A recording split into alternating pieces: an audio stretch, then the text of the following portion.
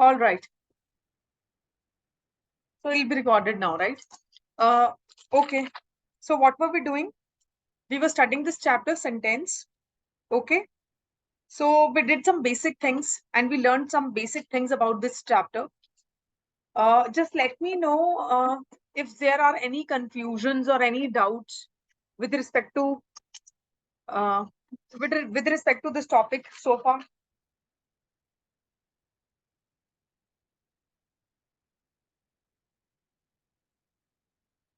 Nobody is replying. So what shall I assume? There are no confusion and no doubts. सब कुछ समझ आ रहा है आप लोगों को? यही समझूं मैं? ओके चलो, अभी इसको 5 मिनट्स लेके 5 to 10 मिनट्स लेके इसको रिवाइज करते हैं इस चैप्टर को, and then what we can do is आगे आज इसको खत्म करेंगे, ठीक है? क्या पढ़ा था? सेंटेंस क्या होते हैं? बहुत सारे वर्ड्स का ग्रुप जो होता है उसको हम बेसिकली क्या करते हैं, ऐसे वर्ड्स का ग्रुप जो बेसिकली क्या करे, एक मीनिंगफुल मैसेज दे, एक मीनिंगफुल सेंस को बेसिकली क्या करे, कन्वे करे, ठीक है? तो ऐसे ग्रुप ऑफ वर्ड्स को हम बेसिकली क्या बोलते हैं? सेंटेंस बोलते हैं। टाइप्स देखे थे कुछ हमने सेंटेंस के, क्या टाइप्स देखे थे? देखो क्या क्या टाइप्स देखे थे हमने। एसर्टिव सेंटेंस देखे थे। एसर्टिव सेंटेंस में दो टाइप्स देखे थे। कौन कौन से दो टाइप्स देखे थे? सबसे पहला देखा था एफर्मेटिव और दूसरा देखा था नेगेटिव, ठीक है? आई होप ये सबको समझ आया होगा कि एसर्टिव सेंटेंसेस कोई भी ऐसे सेंटेंसेस होते हैं जो बेसिकली क्या बताते हैं आपको, they tell you whether the sentence is having a negative emotion और अ पॉजिटिव इमोशन, या फिर किसी भी फैक्ट को स्टेट करने के लिए हम बेसिकली क्या कर यूज करते हैं, एसर्टिव सेंटेंसेस को क्या करते हैं, यूज करते हैं। एसर्टिव सेंटेंसेस में एफर्मेटिव देखा था, ठीक है? एसर्टिव पॉजिटिव या एफर्मेटिव देखा था, फिर नेगेटिव देखा था। उसके बाद हमने क्या देखा था? इंटेरोगेटिव, ठीक है? ये सबको पता है क्या होता है इंटेरोगेटिव सेंटेंसेस। इंटेरोगेटिव सेंटेंसेस के बाद हमने कौन से सेंटेंसेस देखे थे? इंपेरेटिव सेंटेंसेस देखे थे। इंपेरेटिव कौन से पढ़े थे? कि जहां आप कोई कमांड दे रहे हो, ऑर्डर कर रहे हो किसी को, या कुछ भी रिक्वेस्ट कर रहे हो, तो उन सेंटेंसेस को हमने क्या बोला था? इंपेरेटिव सेंटेंसेस बोला था, राइट? उसके बाद हमने बेसिकली क्या पढ़ा था? उसके बाद हमने पढ़ा था optative sentences, right? Optative sentences, just give me a second.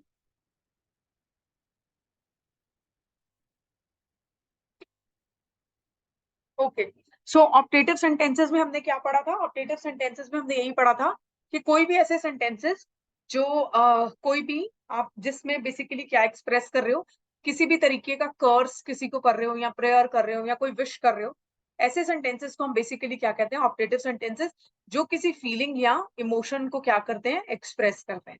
Exclamatory sentences के कल हमने कुछ एग्जाम्पल्स भी देखे थे। और सडन फीलिंग्स, कोई सैडनेस की फीलिंग हो सकती है, कोई डिस्गस्ट की फीलिंग हो सकती है, कोई हैप्पीनेस की फीलिंग हो सकती है, ठीक है? कोई भी फीलिंग जिसको वो बेसिकली क्या कर रहे हैं, एकदम से सडन बर्स्ट ऑफ इमोशंस जहां हो रहा है, वो सेंटेंसेस को हम बेसिकली क्या बोलते हैं? Exclamatory sentences. कैसे पता चलता है सेंटेंस एक्सक्लेमेटरी है? एक्सक्लेमेशन मार्क जो होगा वो बेसिकली क्या होगा? यूज होगा उस सेंटेंस में, राइट? तो ये हमने थोड़ा सा देखा था एक्सक्लेमेटरी सेंटेंसेस के बारे में, राइट? अभी नेक्स्ट देखो, नेक्स्ट हमने क्या पढ़ा था? Phrases and clauses. फ्रेजेस हम कल पूरा फिनिश कर चुके थे कि फ्रेजेस क्या होते हैं, ठीक है? फ्रेजेस में हमने क्या पढ़ा था, ठीक है? फिर हमने क्या देखा था? अपार्ट फ्रॉम फ्रेजेस थोड़ा सा हमने क्लॉजेस देखा था। हमने ये देखा था ये दोनों सिमिलर कैसे हैं और इन दोनों में डिफरेंस क्या है, ठीक है? फ्रेज में हमने बेसिकली क्या देखा था? हमने देखा था कि फ्रेज एक ऐसा ग्रुप ऑफ वर्ड है, ठीक है, जिसका अपना कोई भी मीनिंग नहीं होता है।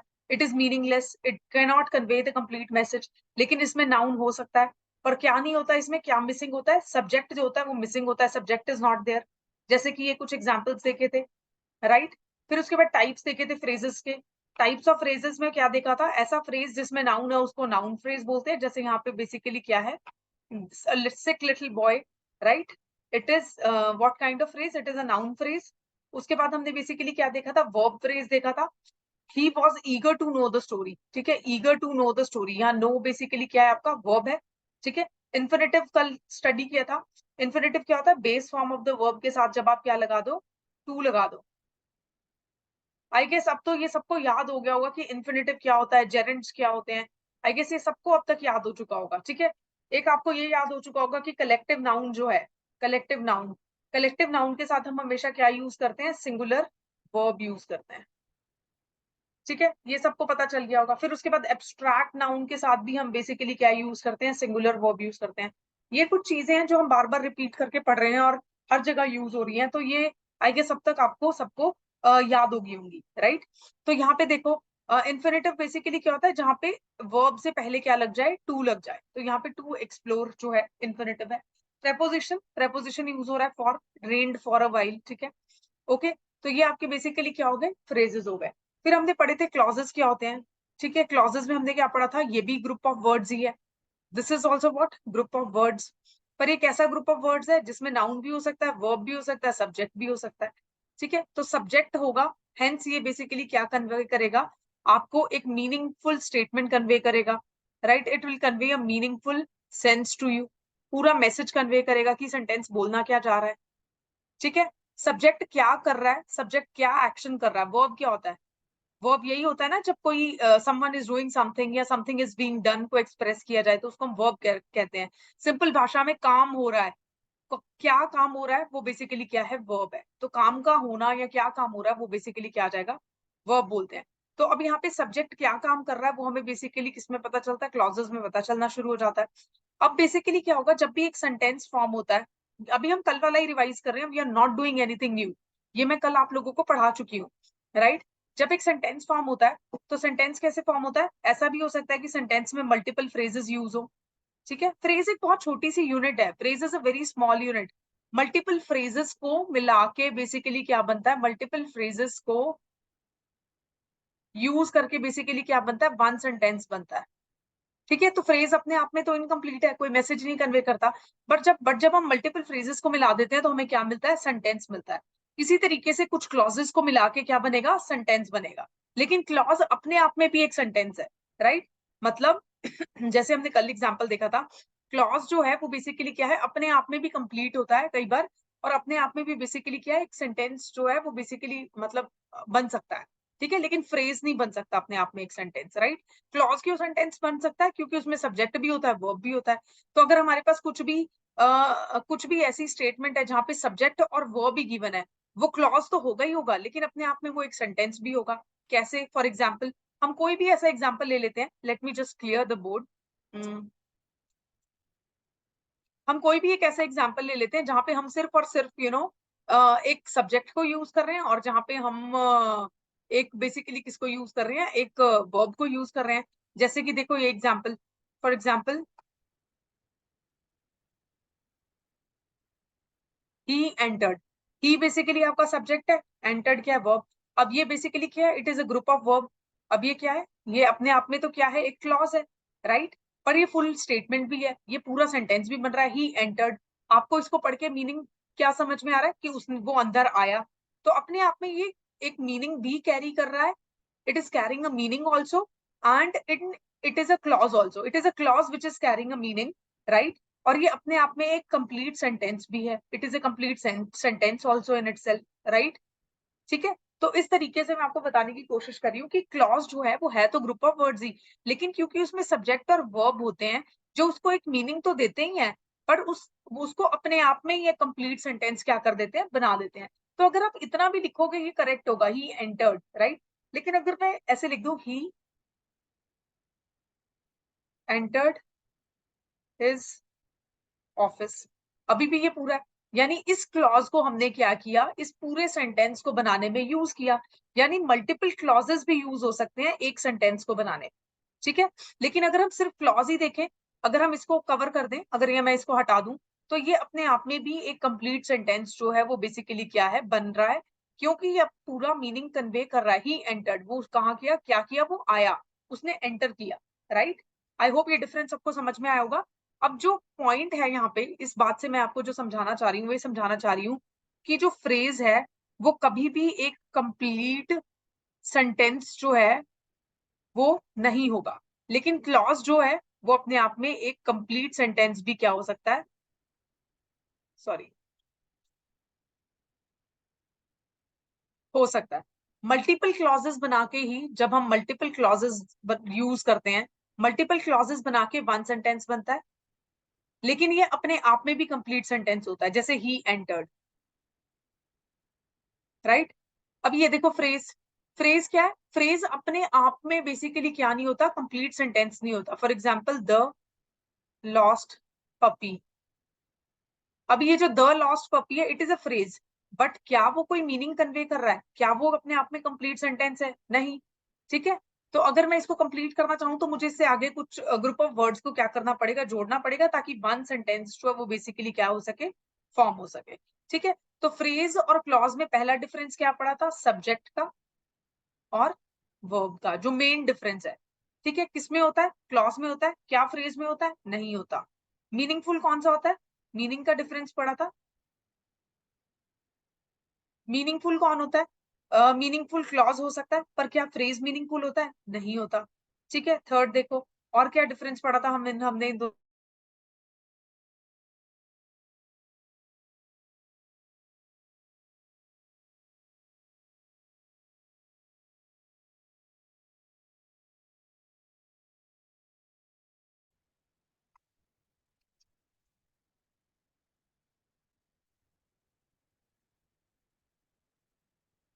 Am I audible to everyone? Please let me know.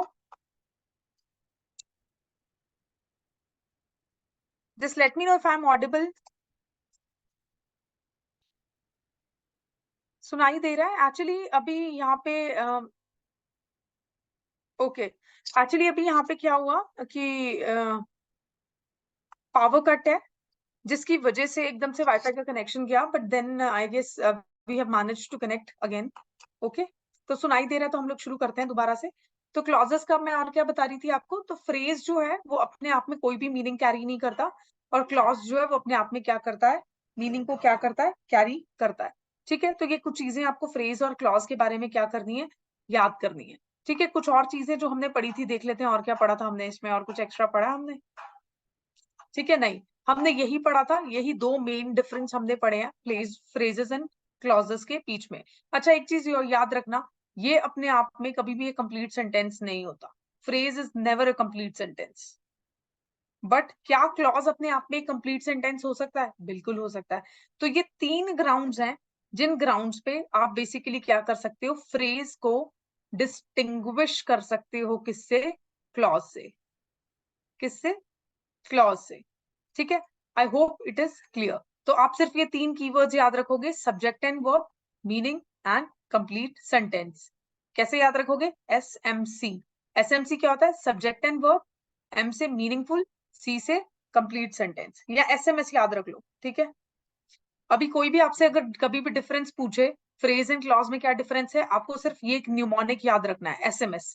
क्या डिफरेंस है इन दोनों में, फ्रेज एंड क्लॉज में? SMS is the difference. S से क्या बनेगा? S से बनेगा सब्जेक्ट एंड वर्ब, M से क्या बनेगा? मीनिंगफुल, एंड S से क्या बनेगा? सेंटेंस। ठीक है, complete sentence. So what is the difference between phrase and clause? Difference between phrase and clause is SMS। ठीक है, तो आपको इतना बड़ा भी याद रखने की जरूरत नहीं पड़ेगी, आप सिर्फ ये एक वर्ड याद रखो, SMS।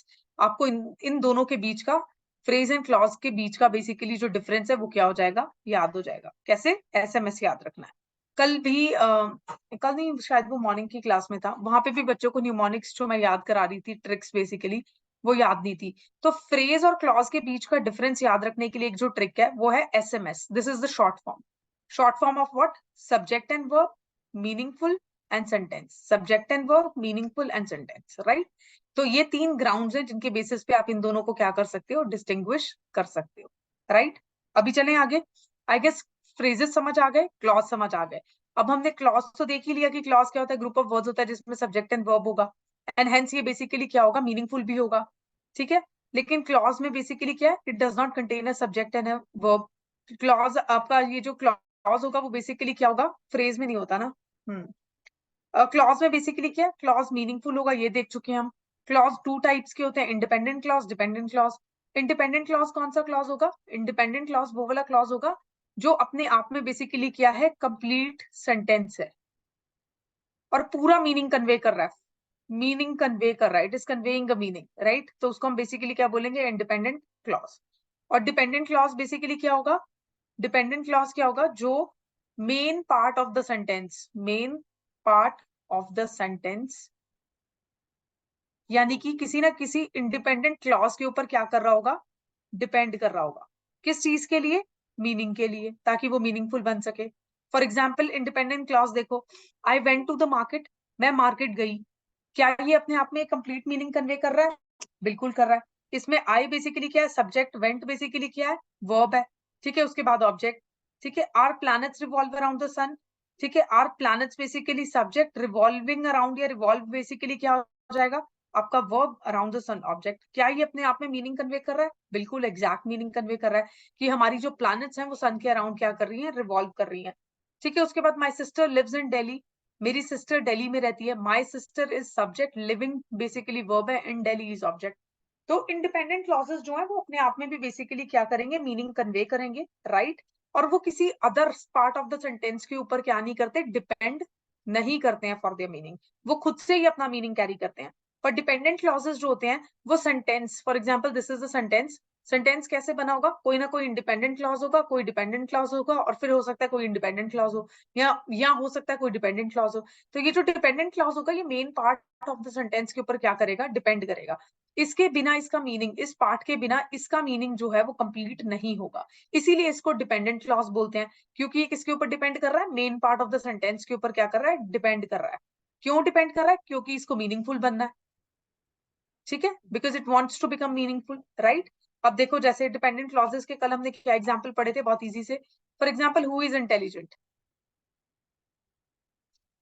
ठीक है, अगर ये इंटेरोगेटिव सेंटेंस होता तो डेफिनेटली ये मीनिंगफुल होता, बट अभी यहाँ पे ये इंटेरोगेटिव सेंटेंस की तरह नहीं दिया हुआ, यहाँ पे सिर्फ इतना लिखा है हु इज इंटेलिजेंट। ठीक है, अभी इसको पूरा करने के लिए आपको ऊपर कुछ ना कुछ स्टेटमेंट या नीचे कुछ ना कुछ स्टेटमेंट जोड़नी पड़ेगी, तभी इसका मीनिंग जो है वो कंप्लीट बनेगा। हेंस ये किसी ना किसी पार्ट ऑफ द सेंटेंस के ऊपर क्या करेगा? डिपेंड करेगा for the meaning. For example, I have taken notes from the boy who is intelligent. I have taken notes from the boy who is intelligent. अभी ये जो है दिस इज दी, ये क्या है? Dependent clause. ठीक है, who is intelligent is the dependent clause. अब ये देखो, ये वाली statement, I have taken notes from the boy, क्या ये अपने आप में कंप्लीट मीनिंग कन्वे कर रही है? Is it conveying the complete meaning in itself? I have taken notes from the boy, मैंने उस लड़के, मैंने लड़के से नोट्स लिए। ठीक है, मैंने लड़के से नोट्स लिए, क्या ये अपने आप में कंप्लीट मीनिंग कन्वे कर रही है? डेफिनेटली, क्योंकि आपको जो पता चलना था वो आपको मैसेजेस में कन्वे हो रहा है कि मैंने उस लड़के से नोट्स ले लिए, राइट? अब इसको देखो, ये जो है ये बेसिकली क्या है आपका? Who is intelligent is a dependent clause, and I have taken notes from the boy is what? Independent clause. ये main part of the sentence है। तो ये जो डिपेंडेंट क्लॉज एक अपने मीनिंग के लिए किसके ऊपर डिपेंड कर रहा है? It is depending upon the main part of the sentence. किस लिए? ताकि वो मीनिंगफुल बन सके, राइट? तो सेंटेंसेस जो होते हैं वो कैसे फॉर्म होते हैं? सेंटेंसेस मीनिंगफुल कुछ ना कुछ इंडिपेंडेंट क्लॉजेस में होंगे, कुछ डिपेंडेंट क्लॉजेस होंगे, या फिर कुछ इंडिपेंडेंट क्लॉजेस होंगे। उस तरीके से बेसिकली क्या करता है? एक सेंटेंस बनता है। यानी एक सेंटेंस में, in one sentence there can be multiple independent और डिपेंडेंट क्लॉजेस। मल्टीपल हो सकते हैं। ठीक है, ऐसा भी हो सकता है सेंटेंस की एक इंडिपेंडेंट क्लॉज हो प्लस एक दो डिपेंडेंट क्लॉजेस हो। ठीक है, या फिर एक एक जो है आपका बेसिकली डिपेंडेंट क्लॉज है, बाकी दो इंडिपेंडेंट क्लॉजेस हैं, या सारे के सारे इंडिपेंडेंट क्लॉजेस हैं एक सेंटेंस में और वो सेंटेंस फॉर्म हो गया। ऐसे भी सेंटेंसेस हो सकते हैं, राइट? वो हम बेसिकली क्लॉजेस के बेसिस पे सेंटेंसेस कैसे होते हैं वो हम आने वाले टाइम में अभी डिस्कस करेंगे, इसी क्लास में करेंगे।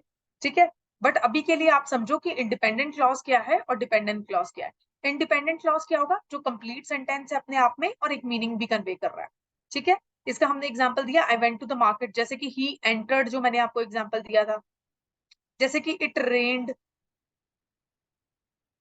ठीक है, इट रेन्ड टुडे। ठीक है, ऐसा तो अपने आप में भी कंप्लीट है, बट यस ये बेसिकली क्या है? एक मीनिंग भी कन्वे कर रहा है। ठीक है, इसको किसी और सेंटेंस की जरूरत नहीं है अपना मीनिंग पूरा करने के लिए, राइट? अब देखो नेक्स्ट, डिपेंडेंट क्लॉज भी आई गेस सबको समझ में आ गया होगा। I am clearing the board, I hope ये सबको दोनों क्लॉजेस वाला कॉन्सेप्ट समझ में आया होगा। इसके बाद देखो क्या गिवन है स्लाइड में। उसके बाद कुछ एग्जाम्पल्स दिए हुए हैं independent clauses and dependent clauses के। इंडिपेंडेंट क्लॉजेस के हमने ये देख ही लिए एग्जांपल्स। ठीक है, डिपेंडेंट के देखो, दैट इज बेस्ट सेलर, वो अच्छा सेलर है। ठीक है, who is intelligent, who lives in Mumbai. तो ये एक तरीके से कुछ ऐसे पार्ट्स ऑफ द स्टेटमेंट होंगे जो main part of the sentence, main part of sentence, यानी कि किसी ना किसी इंडिपेंडेंट क्लॉज के ऊपर क्या कर रहे होंगे, डिपेंड कर रहे होंगे। किस लिए? ताकि ये क्या बन सके, मीनिंगफुल बन सके, राइट? ओके, अब ये एग्जांपल देखो, Rita went to the market after she watched the movie. Rita went to the market अपने आप में एक इंडिपेंडेंट क्लॉज है। After she watched movie is dependent clause. She watched movie, सिर्फ इतनी स्टेटमेंट बोलो, ठीक है? आफ्टर शी, या आपका कोई भी फ्रेंड आपको आके बोले आफ्टर शी वॉच्ड मूवी, ठीक है, और स्टेटमेंट बंद, बस।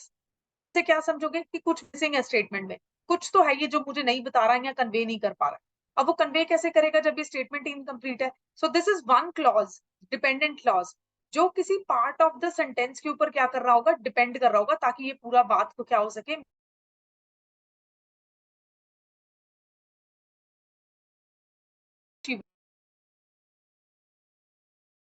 तो एक मीनिंगफुल स्टेटमेंट बन जाती है, ठीक है?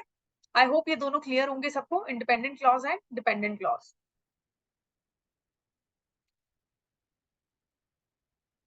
ओके, अभी देखो, क्लॉजेस के भी कुछ टाइप्स होते हैं। क्या टाइप्स होते हैं वो देखते हैं हम। Let me just scroll the screen down.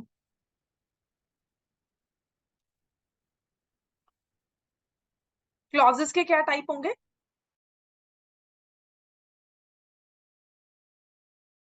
Adjective clause, और तीसरा जो हम क्लॉज पढ़ेंगे वो पढ़ेंगे एडवर्ब क्लॉज, ठीक है? तो ये तीन टाइप के जो है बेसिकली क्या होते हैं, क्लॉजेस होते हैं। हाँ, ये तीन टाइप के बेसिकली क्या होते हैं, क्लॉजेस होते हैं। नाउन क्लॉज क्या होगा? जिसमें कोई ना कोई नाउन होगा और वो नाउन की तरह एक्ट करेगा। मतलब कोई भी ऐसे ग्रुप ऑफ वर्ड्स। मुझे एक बात बताओ, मेरी स्पीड जो है पढ़ाने की आज ज्यादा तो नहीं लग रही है आप लोगों को? या it is okay with you all? Are you guys okay with the speed with which I am teaching you? जल्दी से बताओ।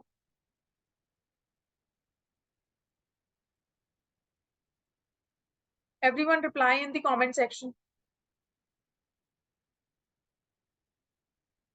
Okay, James. Thank you for replying.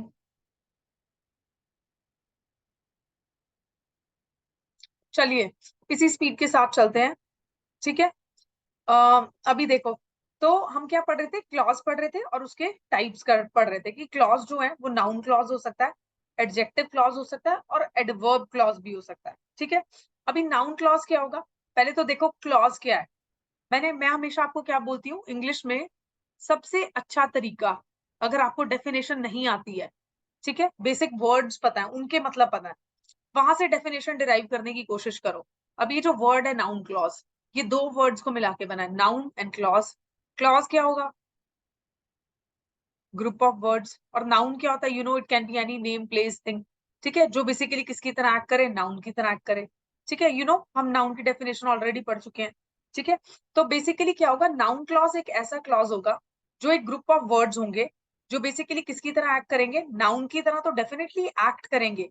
अब उस क्लॉज में, क्योंकि ये क्लॉज है, हमने क्या पढ़ा था, clause contains both subject also and verb also, तो हेंस यहाँ पे बेसिकली सब्जेक्ट और वर्ब क्या होंगे, दोनों होंगे, ठीक है? और अपने आप में बेसिकली क्या बन जाएगा, ये कंप्लीट सेंटेंस, राइट? एक मीनिंग कन्वे जो है करेगा ये, ठीक है? तो नाउन क्लॉज बेसिकली क्या हुआ है, is the one that acts as a noun, noun की तरह एक्ट करे, नंबर वन, ठीक है? दूसरी चीज, इसमें दोनों चीजें हो, सब्जेक्ट एंड वर्ब। ये हमने क्लॉज की डेफिनेशन में पढ़ा ही था कि क्लॉज मीनिंगफुल क्यों बनता है, क्योंकि उसमें हमें ये पता चल रहा था कि सब्जेक्ट एक्शन क्या कर रहा है, सब्जेक्ट वर्ब क्या परफॉर्म कर रहा है, राइट? तो हेंस क्योंकि ये क्लॉज की बात हो रही है, तो यहाँ सब्जेक्ट एंड वर्ब तो होंगे ही ना क्लॉज में, जो हम पहले भी डेफिनेशन में, बेसिक डेफिनेशन ऑफ क्लॉज में पढ़ के आए हैं, ठीक है? So it comprises of both subject and verb. अब देखो examples, I believe that I will pass the test, यहाँ पे आई बिलीव जो है, this is what, this is a clause. अभी अगर मैं बोलूं आई बिलीव, ठीक है, ये अपने आप में क्लॉज है, पर कैसा क्लॉज है, डिपेंडेंट क्लॉज, ठीक है? क्योंकि अपने आप में कंप्लीट मीनिंग ही नहीं दे रहा। आई बिलीव इन व्हाट, किसमें बिलीव करते हो, क्या करते हो, कुछ समझ नहीं आ रहा ना आपको, सिर्फ इतना पता चल रहा है कि आई बिलीव, यानी जो पर्सन बोल रहा है वो कहीं ना कहीं, कुछ ना कुछ कहीं ना कहीं पे फेथ कर रहा है, कुछ ना कुछ बिलीव है उसका, कुछ ना कुछ बिलीव सिस्टम है जिसके बारे में वो बात कर रहा है,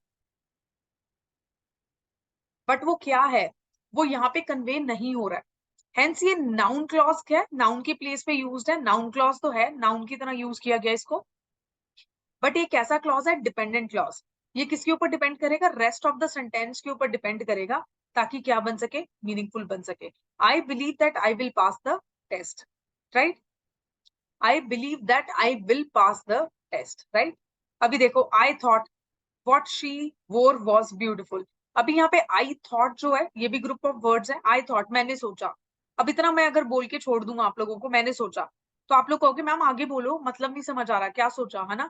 तो यहाँ पे I thought जो है वो नाउन की तरह तो यूज हुआ, लेकिन क्या है? Dependent clause, right?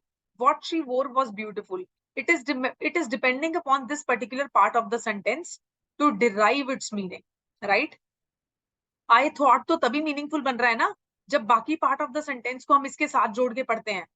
What she वोर वॉज ब्यूटिफुल, अब ये अपने आप में कंप्लीट सेंटेंस है। वॉट शी वोर वॉज ब्यूटिफुल, जो उसने पहना था वो सुंदर था, ठीक है? तो अगर मैं आपको सिर्फ इतनी सी स्टेटमेंट बोलूं, वॉट शी वोर वॉज ब्यूटिफुल, आपको क्या समझ में आएगा? कि यार उस लड़की ने जो पहना था वो सुंदर था। तो अपने आप में कंप्लीट मीनिंग जो है वो कन्वे कर रहा है। तो ये बेसिकली क्या हुआ? इंडिपेंडेंट क्लॉज, ठीक है? आई थॉट यहाँ पे बेसिकली क्या है आपका? Dependent clause. क्या है? Dependent clause. और इसको नाउन क्लॉज क्यों बोला? क्योंकि ये नाउन की प्लेस पे यूज हो रहा है, राइट? नाउन चैप्टर हम नेक्स्ट क्लासेस में करेंगे, प्रोनाउन चैप्टर हम नेक्स्ट क्लासेस में करेंगे, आने वाली क्लासेस में। पर अभी के लिए आप इसकी डेफिनेशन को समझने की कोशिश करो। कोई भी ऐसे ग्रुप ऑफ वर्ड्स जो नाउन की तरह बेसिकली क्या हो रहे हैं? यूज हो रहे हैं, और किसी ना किसी other part of the sentence के ऊपर क्या कर रहे हैं? डिपेंड कर रहे हैं। किस लिए डिपेंड करेंगे? To derive their meaning, right? तो उनको हम बेसिकली क्या बोलेंगे? नाउन क्लॉजेस बोलेंगे, राइट? अभी देखो, choose the gift for whoever you want, ठीक है? Choose the gift for whoever you want, ठीक है?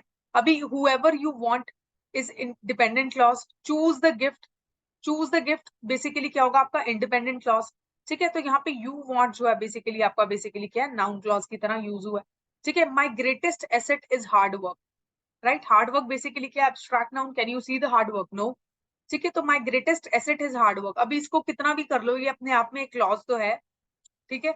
बट द थिंग इज कि ब्रेक करोगे तो कोई मीनिंग नहीं बनेगा, इसका एक साथ ही मीनिंग बन रहा है, ठीक है? My greatest asset is hard work. What Lata said made her friends cry. अभी what Lata said, Lata said यहाँ पे बेसिकली नाउन की तरह यूज हुआ, ठीक है? ये बेसिकली क्या? सब्जेक्ट्स कहना बेसिकली वर्ब है, और नाउन की प्लेस पे यूज हुआ, हेंस हमने इसको बेसिकली क्या बोला? नाउन क्लॉज, ठीक है? वॉट लता सेड, अभी ये अपने आप में बेसिकली क्या है? डिपेंडेंट क्लॉज है। वॉट लता सेड, अभी क्या क्या बोला लता ने, है ना? Made her friends cry, made her friends cry भी एक तरीके का डिपेंडेंट क्लॉज है। दोनों एक दूसरे के ऊपर क्या कर रहे हैं? डिपेंड कर रहे हैं। किस लिए डिपेंड कर रहे हैं? ताकि मीनिंगफुल बन सके पूरी statement, right? whatever you wish is my command, right? यहाँ पे you wish, whatever you wish, ठीक है? this is again the dependent clause, ठीक है? it is depending upon this part of the subject। is my command भी dependent है। I know where the treasure is, I know where the treasure is, right? तो यहाँ पे where the treasure is, ठीक है? तो इस तरीके से आपको बेसिकली क्या करना है? नाउन क्लॉज को आइडेंटिफाई करना है। नाउन क्लॉज बेसिकली क्या होगा? नाउन क्लॉज ऐसा क्लॉज होगा, ऐसा क्लॉज होगा जो नाउन की तरह एक्ट करेगा। क्लॉज क्या होता है? क्लॉज ग्रुप ऑफ वर्ड्स होता है जिसमें सब्जेक्ट एंड वर्ब दोनों इंक्लूडेड होते हैं, और अपने आप में कंप्लीट मीनिंग भी ये क्या कर सकता है? कन्वे कर सकता है। और कई बार कंप्लीट मीनिंग ये कन्वे नहीं भी करता है। जो नहीं करता उसको हम क्या बोलते हैं? Dependent clauses. जो कंप्लीट मीनिंग कन्वे करता है उसको क्या बोलते हैं? Independent clauses, right? Okay, I hope noun clause सबको समझ में आया होगा। अब देखो एडजेक्टिव क्लॉज, ठीक है?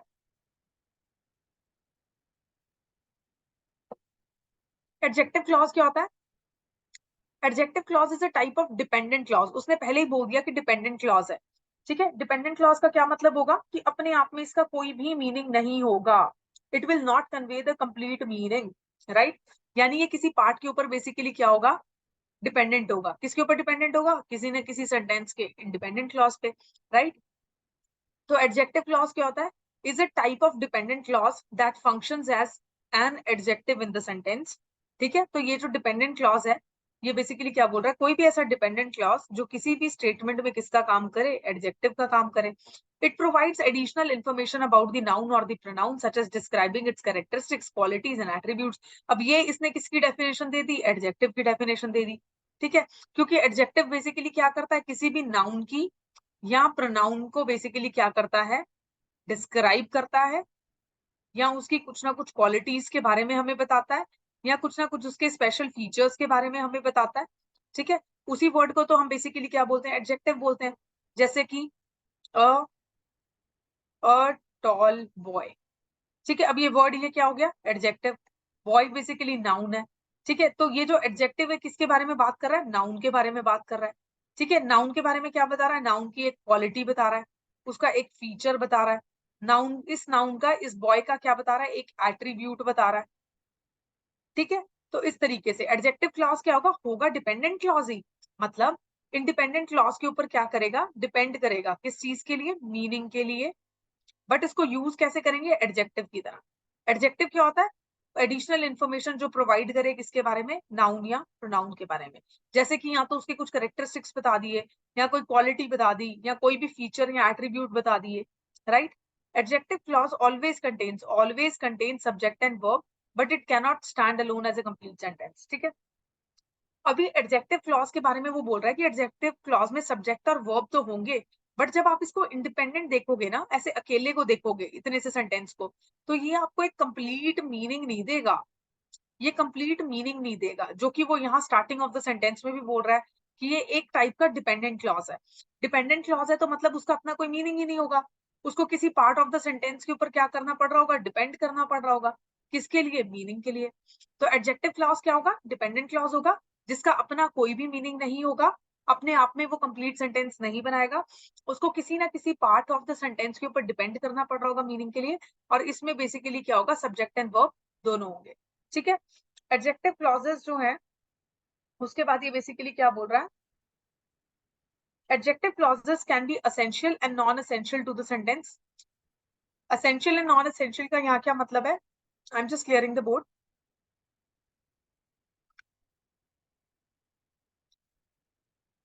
Adjective clauses can be essential और non essential to the sentence. जरूरी हो भी सकते हैं, नहीं भी जरूरी हो सकते हैं। एसेंशियल का मतलब तो जरूरी होता है, और नॉन एसेंशियल का मतलब होता है ना जरूरी, ठीक है। मतलब जरूरी ना भी हो तो भी कोई बात नहीं, है ना।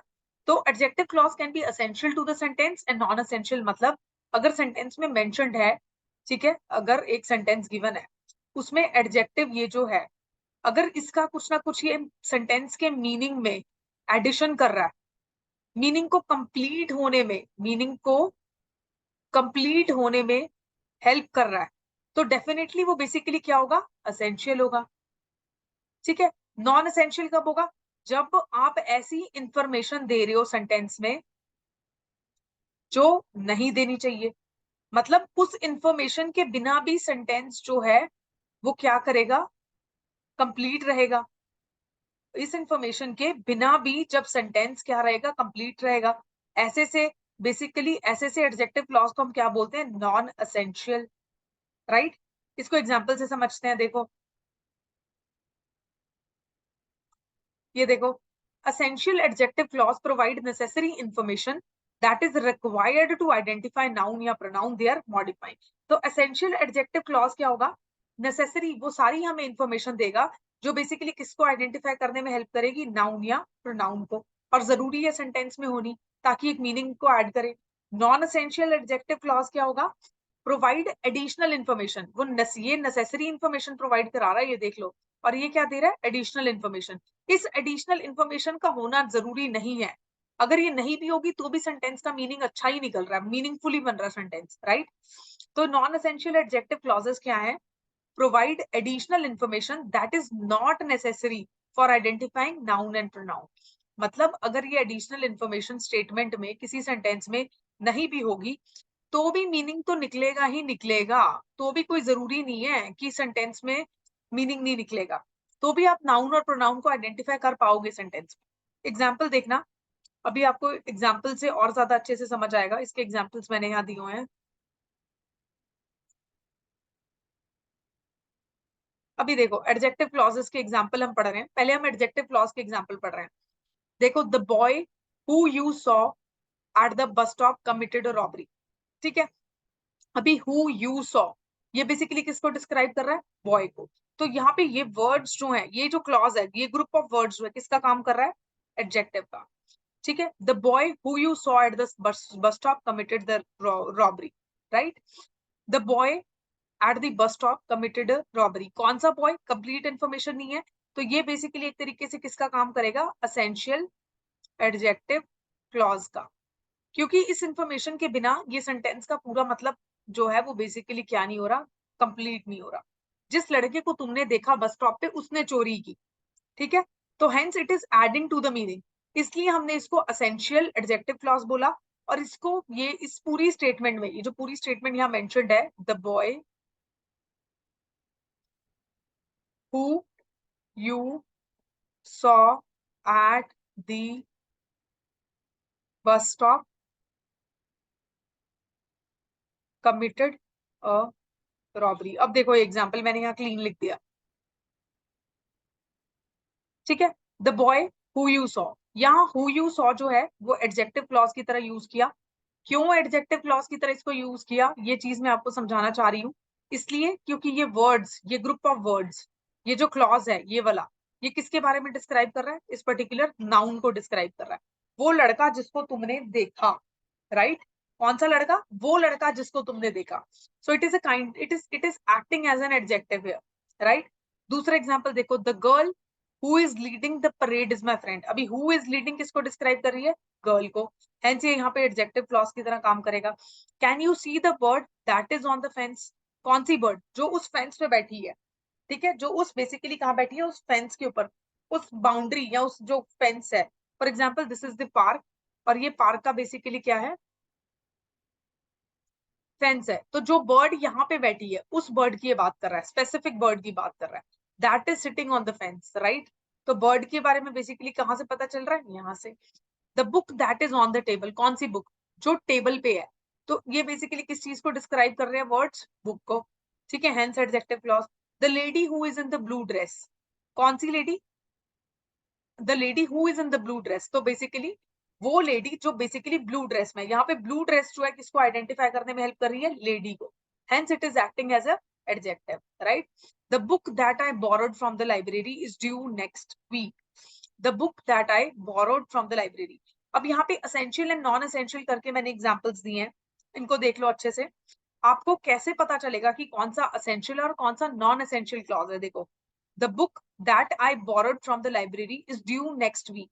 अब यहाँ पे that I borrowed from library जो है, उसको एक असेंशियल एडजेक्टिव क्लॉज की तरह बोला। ठीक है, दैट आई बोरोड, कौन सी बुक? जो मैंने लाइब्रेरी से ली थी। अगर आप इस पर्टिकुलर स्टेटमेंट के बिना इस सेंटेंस को रीड करते हो, ठीक है, तो आपको लग रहा है कि ऐसा कुछ मिसिंग है सेंटेंस के मीनिंग में, जो इस क्लॉज के होने से पूरा हो रहा था। The book is due next week, कौन सी बुक? मीनिंग कंप्लीट नहीं हो रहा है। हेंस ये जो वर्ड्स हैं यहाँ पे, ये जो वर्ड्स यहाँ पे हमने यूज किए, that I borrowed from the library, ये जो वर्ड्स हमने यहाँ पे बेसिकली क्या किए हैं? यूज किए हैं। ये वर्ड्स बेसिकली किस चीज में हेल्प कर रहे हैं? उस सेंटेंस के मीनिंग को ऐड करने में हेल्प कर रहे हैं। रेलिवेंट इन्फॉर्मेशन है वो वाली किताब जो मैंने लाइब्रेरी से बोरो की थी। ठीक है, तो ये रेलिवेंट इन्फॉर्मेशन को क्या कर रहे हैं? कन्वे कर रहे हैं। ये कोई एडिशनल इन्फॉर्मेशन नहीं बता रहे हैं, ये तो ऐसी इन्फॉर्मेशन बता रहे हैं जो सेंटेंस के मीनिंग को क्या कर रही है? कंप्लीट कर रही है, राइट? हेंस ये वाला जो क्लॉज होगा, that I borrowed from library, is the essential clause. My sister, अभी ये देखो, अभी let me clear the board. My sister who is doctor will be visiting us next month. अब यहाँ पे हु इज डॉक्टर जो है, आप अपनी सिस्टर के बारे में सपोज अपनी फ्रेंड को बता रहे हो कि आपकी कोई सिस्टर है जो बेसिकली क्या है? अगले हफ्ते आ रही है। ठीक है, तो आपने क्या बोला? आपको क्या बोलना चाहिए था? आपको बोलना चाहिए था अपने अपने फ्रेंड को, सपोज आप बता रहे हो माई सिस्टर इज या will be visiting us next month. अभी अगर सिर्फ इतनी सी बात आप अपने फ्रेंड को बोल दो, तो क्या उसको ये स्टेटमेंट मीनिंगफुल लगेगी? डेफिनेटली। आप जो बोलना चाह रहे हो वो बात तो आप कन्वे कर पा रहे हो, और कंप्लीट मीनिंग के साथ कन्वे कर पा रहे हो, राइट? अब यहाँ पे आपको ये ऐड करने की क्या जरूरत है? हु इज अ डॉक्टर, तो एक तरीके से ये जो इंफॉर्मेशन यहाँ पे ऐड की गई, हु इज अ डॉक्टर, ये एक तरीके से कैसी इंफॉर्मेशन है, एडिशनल इंफॉर्मेशन। हेंस ये वाला क्लॉज क्या हो गया, नॉन एसेंशियल क्लॉज, राइट। मतलब इसको अगर आप नहीं भी ऐड कर रहे थे तब भी तो कंप्लीट मीनिंग आ ही रहा था, राइट। तो कोई भी ऐसी एडिशनल इंफॉर्मेशन जो बेसिकली कुछ खास मीनिंग में ऐड नहीं कर रही सेंटेंस के, इस इंफॉर्मेशन के बिना भी सेंटेंस कंप्लीट ही है और मीनिंगफुल है, तो ऐसे क्लॉजेस को हम बेसिकली क्या बोलते हैं, हम नॉन एसेंशियल एडजेक्टिव क्लॉजेस बोलते हैं। नॉन एसेंशियल इसलिए क्योंकि इनका ना होने से भी सेंटेंस का मीनिंग, नॉन एसेंशियल क्यों बोलेंगे, नॉन एसेंशियल इसलिए बोलेंगे क्योंकि अगर ये नहीं भी है तो भी सेंटेंस का मीनिंग क्या है, कंप्लीट है। और एडजेक्टिव क्लॉज कैसे हैं ये, एडजेक्टिव क्लॉज इसलिए बिकॉज ये किसको डिस्क्राइब कर रहा है, ये हु इज अ डॉक्टर, ये इस नाउन को डिस्क्राइब कर रहा है, ठीक है। My sister who is a doctor, तो हेंस ये बेसिकली क्या है, आपका एडजेक्टिव क्लॉज भी है। तो क्या बना ये, non essential adjective clause, right.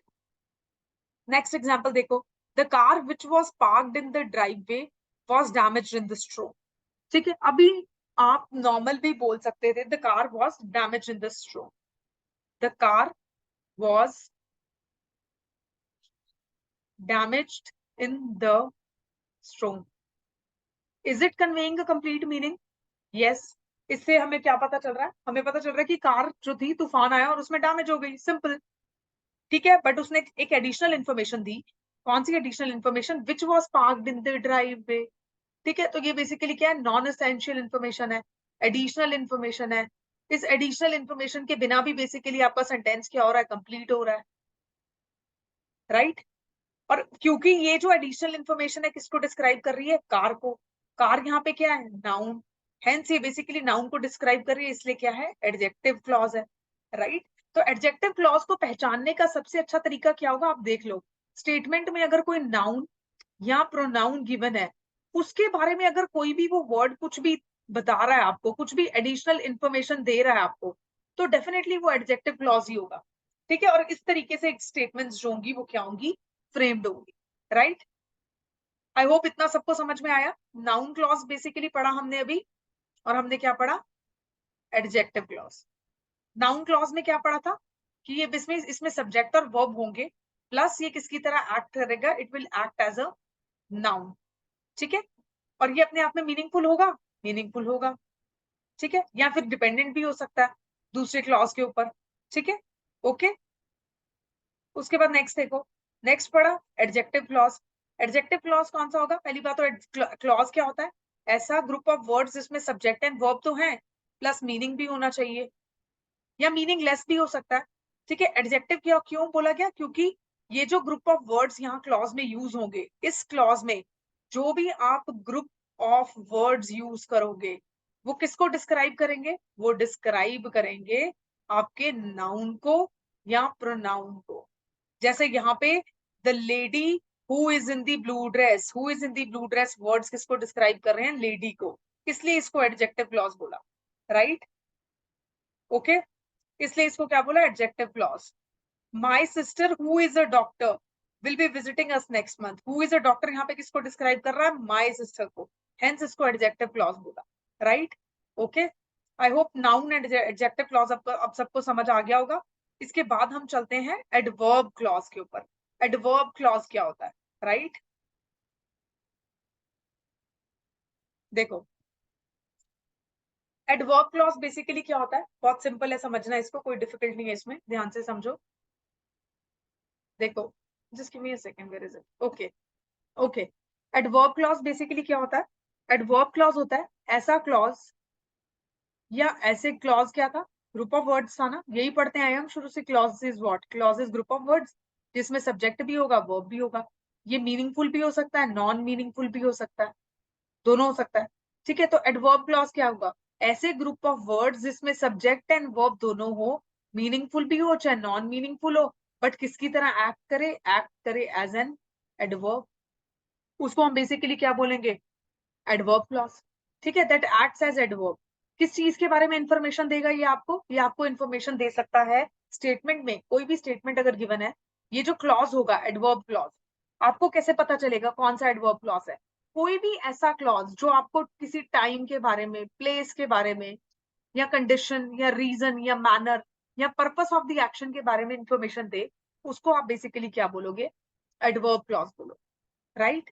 Okay, तो हम एडवर्ब क्लॉज को कब यूज करते हैं? जब हमें बेसिकली कुछ ना कुछ टाइम के बारे में बताना हो, या स्टेटमेंट के अंदर हमें टाइम के बारे में बेसिकली मेंशन करना हो, ठीक है? कोई भी सेंटेंस के अंदर या स्टेटमेंट में जब हमें टाइम के बारे में कुछ मेंशन करना हो, या किसी प्लेस के बारे में कुछ मेंशन करना हो, कोई कंडीशन है उसके बारे में मेंशन करना हो, कोई रीजन स्टेट करना हो, स्टेटमेंट में भी क्या रीजन है, ऐसा क्यों नहीं किया या ऐसा क्यों किया, उसका क्या रीजन है, ठीक है?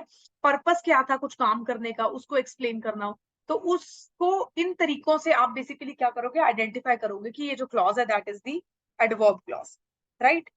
ओके, अब इसमें देखो example, I cannot go on holiday because I don't have enough money. अभी I cannot go on holiday, ठीक है, ये अपने आप में क्या है? कंप्लीट क्लॉज, ठीक है? आई डोंट हैव इनफ मनी भी अपने आप में क्या है? कंप्लीट क्लॉज है, ठीक है? लेकिन ये जो है, आप हॉलीडे पे क्यों नहीं जा पा रहे? वो इसलिए नहीं जा पा रहे because you don't have sufficient money, you don't have enough money. तो ये रीजन स्टेट करने के लिए हमने बेसिकली एक वर्ड यूज किया यहाँ पे, बिकॉज। तो बिकॉज जो है वो बेसिकली किसकी तरह काम करेगा? It will act as the adverb clause, right? अब देखो, she ate as if she were starving for years, ठीक है? ये बेसिकली क्या बता रहा है? ये बता रहा है कि उसने इसलिए खाया क्योंकि ऐसा उसने ऐसे खाया जैसे कि वो काफी सालों से भूखी हो, ठीक है? तो यहाँ पे बेसिकली एज इफ है, शी एट, ठीक है? शी एट, अभी शी एट से आपको क्या पता चल रहा है? कि उसने खा लिया, ठीक है? As if she was starving for years जो है वो बेसिकली अपने आप में एक मीनिंग कन्वे नहीं कर रहा है, लेकिन यस, अगर आपको इसको कंप्लीट एक मीनिंग देना है तो आप आगे इसको किससे कनेक्ट कर रहे हो? एज इफ क्लॉज के साथ क्या कर रहे हो? कनेक्ट कर रहे हो, ठीक है? It is telling the manner, जिस तरीके से उसने खाना खाया, right? Okay, so it is telling you about what? It is telling you about the manner, the way she had her food, right?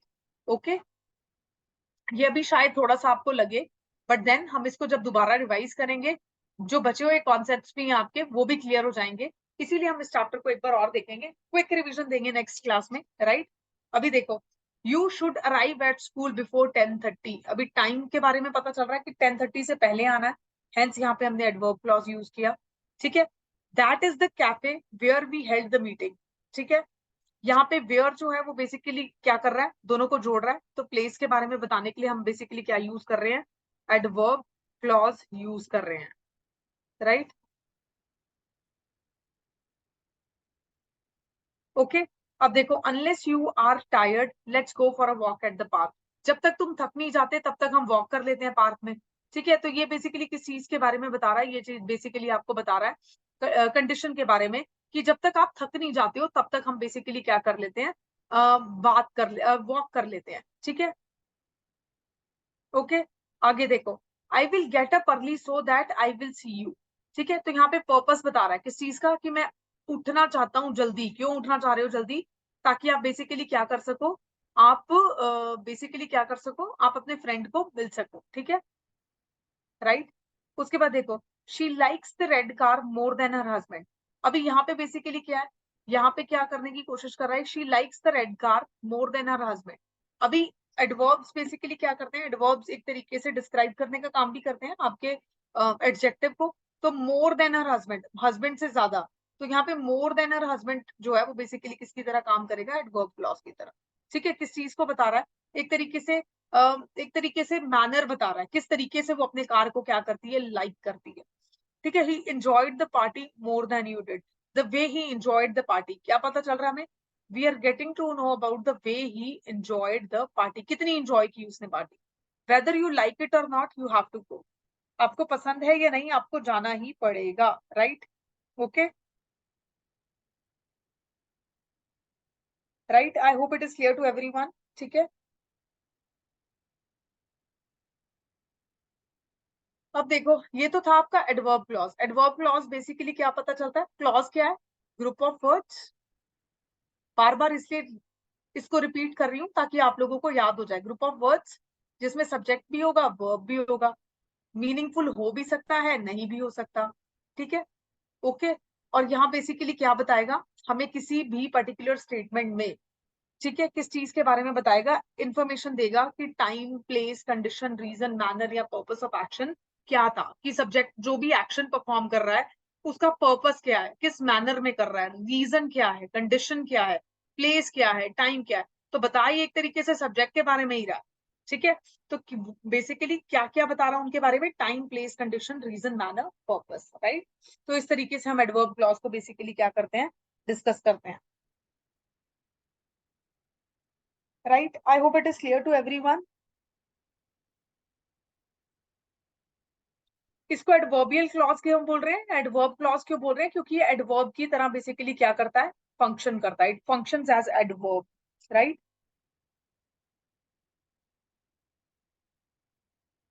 Okay, अब ये जितने भी हमने क्लॉजेस पढ़े हैं अभी तक, ठीक है, जितने भी क्लॉजेस पढ़े हैं, देखो इस चैप्टर में से एक चीज मैं आपको बता देती हूँ, ये चैप्टर हम इसलिए कर रहे हैं फॉर योर बेसिक अंडरस्टैंडिंग।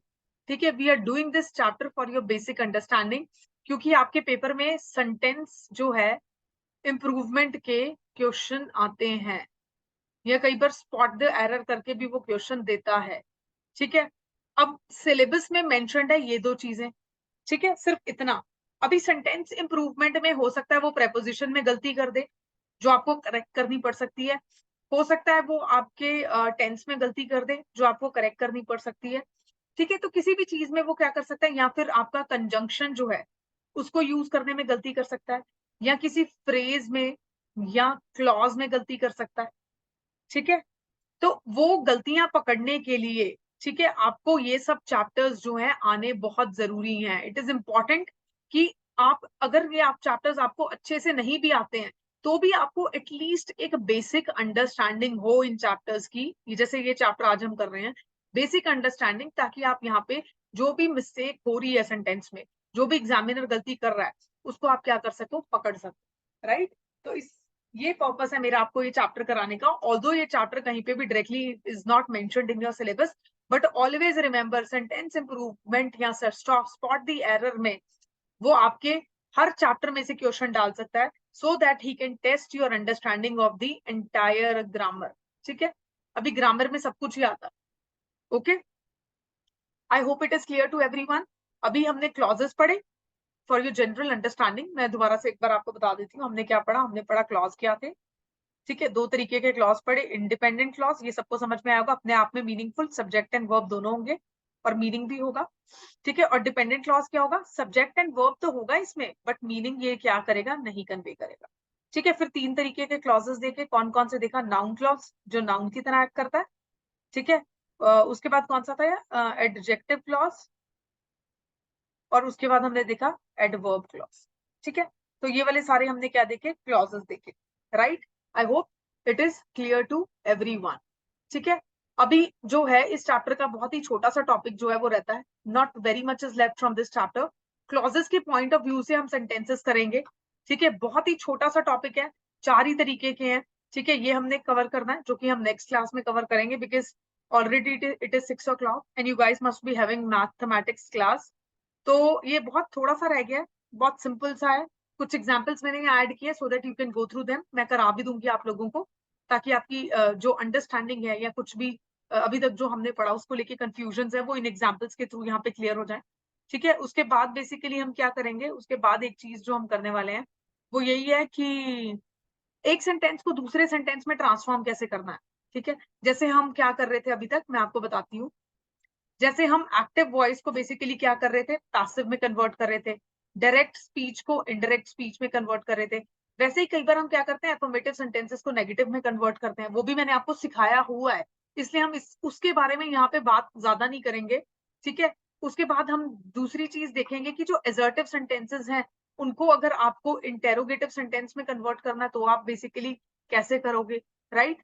और उसके बाद थर्ड चीज जो हम बहुत सिंपल सी एक चीज देखेंगे, वो हम बेसिकली क्या देखेंगे, वो हम ये देखेंगे कि अगर आपको कभी भी एक type of the sentence given है, if you are being given, ये टॉपिक जो है वो आपके लिए नया होगा यहाँ से। ठीक है, कि कोई भी कॉम्प्लेक्स सेंटेंस गिवन है तो उसको कंपाउंड में कैसे कन्वर्ट करना है, कंपाउंड है तो उससे सिंपल में कैसे जाओगे, या कॉम्प्लेक्स से सिंपल कैसे बनाओगे, आपको कैसे पता चलेगा कि ये सेंटेंस सिंपल है कि कंपाउंड है कि कॉम्प्लेक्स है। ठीक है, सबऑर्डिनेटिंग कंजंक्शंस क्या होते हैं, वैसे हम ये कंजंक्शन चैप्टर में भी पढ़ेंगे, बट यहाँ पे एक्सप्लेन करना बहुत जरूरी था, बहुत जरूरी था, इसलिए मैंने यहाँ एक शॉर्ट नोट ऐड भी किया है नोट्स में, ताकि आप लोगों को बार बार वो कंजंक्शन चैप्टर ना पढ़ना पड़े, जो कि अभी हम करेंगे कंजंक्शंस। ठीक है, तो ये छोटा सा एक शॉर्ट नोट ऐड किया आप लोगों की हेल्प के लिए कि आप इसी में से इसको दोबारा रिवाइज कर सको, ठीक है। उसके बाद कन्वर्ट कैसे करते हैं उसके कुछ थोड़े बहुत एग्जाम्पल्स देखेंगे, सिर्फ 10 एग्जाम्पल्स देखेंगे, बाकी हम एक्सरसाइज में देखेंगे, राइट। ओके, तो आई होप इतना सबको समझ में आया होगा। Very short part of the chapter is left, it will take I guess 30 minutes only to complete this, ज्यादा बड़ा नहीं है। और एनी कुछ डाउट्स हैं, कुछ कंफ्यूजन हैं तो चैट बॉक्स में डाल दो प्लीज, नहीं है तो फिर I will wind up the class.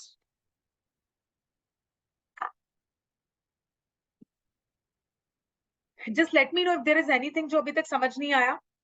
वैसे हम इसको अगली क्लास में रिवाइज भी करेंगे, डोंट वरी अबाउट दैट,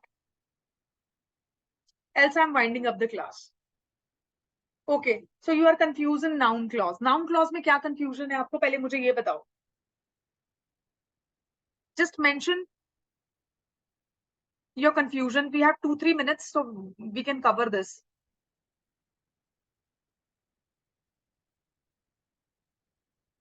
क्या कंफ्यूजन है?